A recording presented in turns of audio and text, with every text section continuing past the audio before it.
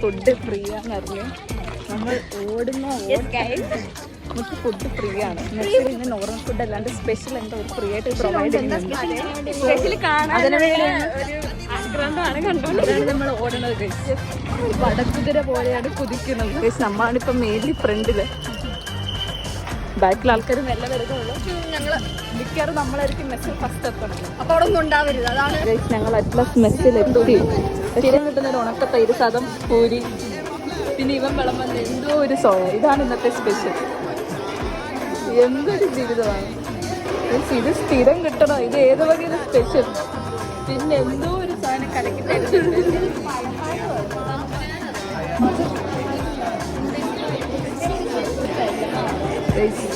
ഈ ഊത്ത സാധനം തന്നിട്ടാണ് അവർ സ്പെഷ്യലാന്ന് പറഞ്ഞാൽ നമ്മളെ പറ്റിച്ചു. ഈ മെസ്സ് മൊത്തമുള്ള പിള്ളേർ വഞ്ചിക്കപ്പെട്ടിരിക്കുന്നു ഗൈസ്.